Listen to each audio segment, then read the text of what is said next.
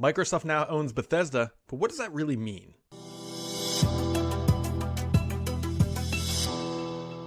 The deal is done. Even though some people doubted me yesterday when I said, hey, the EU signing off on anti-regulatory or anti-competitive practices along with the US late last week was not the end of the road. It absolutely is. If you ever see an acquisition go through regulatory process like that and it gets signed off, that is the end of the road. And just yesterday we reported that that happened. And now today Microsoft is officially saying that they have acquired ZeniMax/Bethesda, which brings their studio portfolio up to 23 studios. That is a significant breadth of content that is now under the Xbox umbrella, that is a funnel into the exclusivity of Game Pass for Microsoft. It is a big deal and a massive bet for Microsoft, an over $7 billion bet, not to mention just the overhead that happens when you bring on a new company like that, right? They're taking on payroll, they're taking on a bunch of other just financial considerations for when you acquire some company like ZeniMax or Bethesda.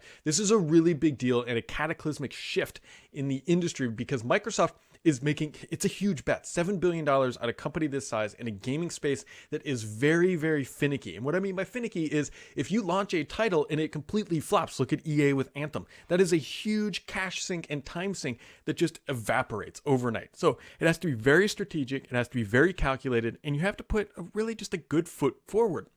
Which is why we honestly just saw Halo Infinite get delayed, because they could not afford to have it delayed. The cost of delaying it was much less than the cost of a failure of a title. So with Microsoft acquiring a company this big, it's a really big deal. And so Phil Spencer penned I'll call it short but sweet blog post. There's not a lot of details in here, but there are some very, very important points. So we're going to slow scroll through that blog post and we're going to talk about some things. So in his post, he says, Xbox consoles, PC, and Game Pass will be the best place to experience new Bethesda games, including some new titles in the future that will be exclusive to Xbox and PC players. Right away, Phil and the Xbox team are making it clear that there will be exclusive titles coming to the Xbox brand with this acquisition. That is not guaranteed, but it's a given now that it is in this post. And this is an important point because I don't think there's going to be exclusivity, extreme exclusivity on day one. It's going to take time for this stuff to materialize. You got to think about this, that they just spent $7 billion. Xbox and Phil Spencer now have to justify this purchase now that they've made it to the board of directors, to shareholders, to a lot of people about why spending that kind of money was worth it. For example, if they go in and they have a title and Bethesda has a title that is almost ready to ship and it's available on PlayStation and Xbox, to go in there and just like knife that off and just say, nope, that's not happening.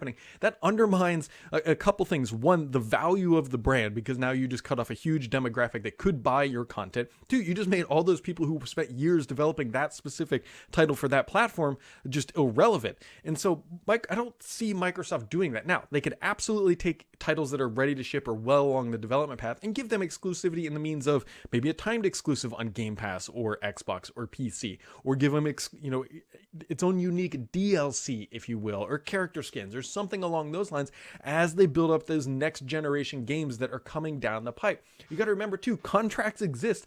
A company like Bethesda is not going to spend millions of dollars to develop a title for, say, PlayStation, the PlayStation 5 or 4 or whatever, without an agreement that says, hey, when we're done with this game, we'll be allowed to publish it. Like, that has to exist before you go dump that kind of money into it. And so Microsoft doesn't want to just, cut that contract off, because then they're going to have to pay a breach of contract penalty, and who knows what that may or may not be. So that's a big deal. And so there's a lot of things that have to go into this. Also, keep in mind, and he very clearly calls out in this, that only now that we are one team, we can start working together on the future of Head.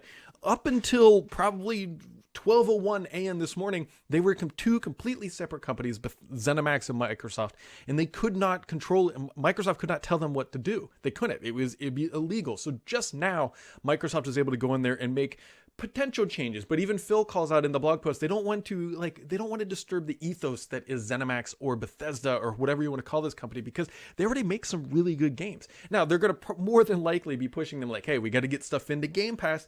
And that is actually even what he goes on to say, is that Bethesda games will be coming to Game Pass later this week. So Game Pass, again, the value proposition of the subscription service is going to be enhanced almost day one. I mean, later this week, we'll call it week one enhancements as they start working on these titles.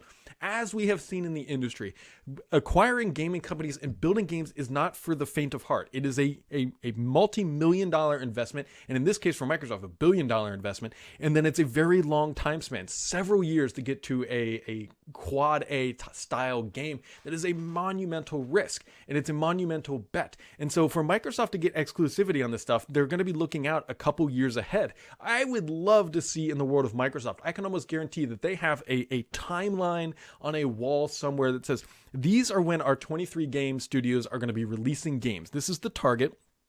And they're lining it up so that they have exclusive content coming to Game Pass on a regimented and frequent basis. That is going to be the key. We know services like Netflix and everything else survive because new seasons come out. They add new shows. Well, Game Pass is no different. You can't let it stagnate. And by Microsoft having 23 game studios, if they could release one per quarter, you're going to have quite a few years of content. Now, aligning all that up takes a significant amount of time, and it takes a significant amount of capital. We've already seen Google say, this isn't really for us. We've seen Amazon say, this isn't really for us.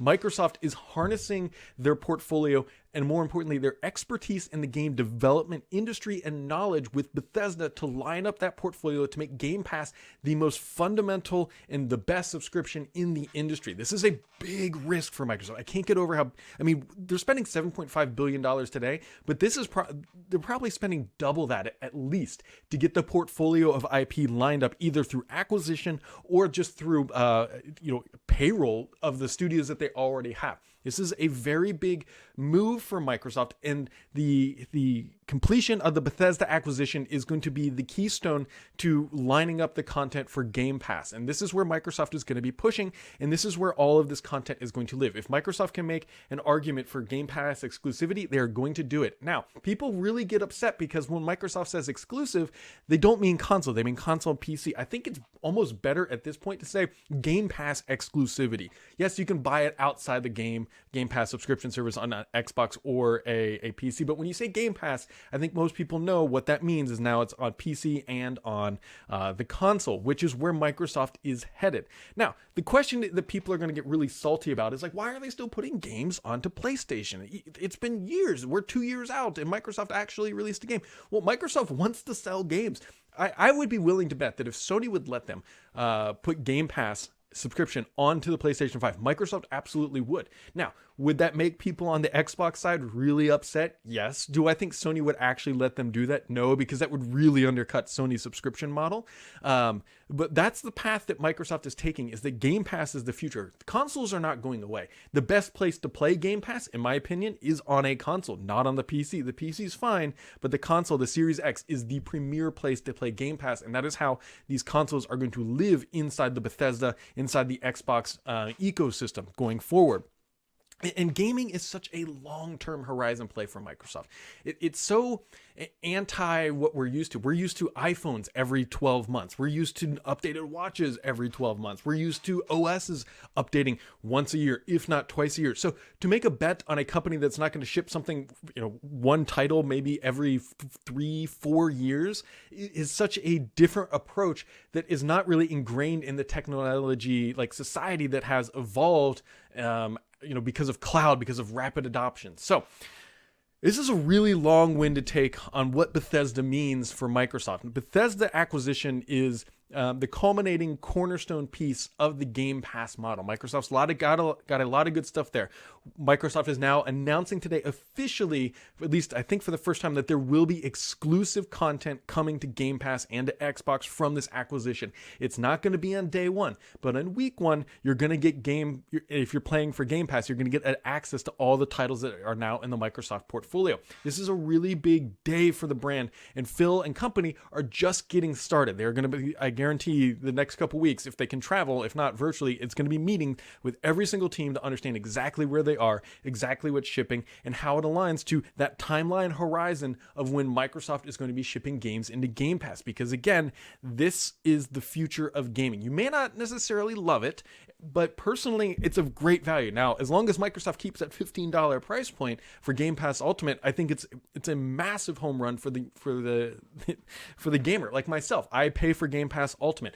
later this week, I'm going to get access to games that I may not have ever played for no additional cost. Yes, $15 a month might be annoying to some, but for those who are spending a couple $100 a year on games, Game Pass is only getting better. And that is what this acquisition is about today. It's going to be about getting more content in the Game Pass, getting more exclusive content, long-term horizon bets into the Xbox brand to maintain that value proposition for Xbox and for Microsoft. And it's also about shoring up just big name IP, right? It's one thing to have games and content coming in, but these are legendary brands with legendary titles and huge followings.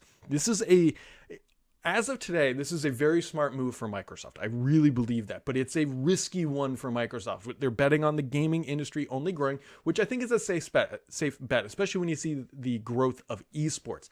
The question is how is this going to materialize, and how safe can Microsoft make sure that when these titles do launch, that they're big hits? Because the only thing that will undermine Game Pass's value is if Microsoft starts launching a bunch of, quote unquote, what should be quad A titles, and they fail to deliver. So Metacritic and everything else is always going to be the final judgment on whether or not a game is good from an analytics perspective. Your individual gaming will decide whether or not if it's a good game or not. But this is the start of a new journey for Microsoft. It's a really big journey. It's a really long horizon bet to make sure that Xbox has a place in the gaming ecosystem of the future. So keep an eye on everything that Microsoft does. There in the blog post, Phil finishes up and says, hey, we're going to talk more about our plans later this year. We don't exactly know what that means, but they've got to survey the land at this point inside the world of Bethesda, and they're only getting started. And if you want to keep track of that journey, make sure you subscribe here, because the only BS on this channel is me.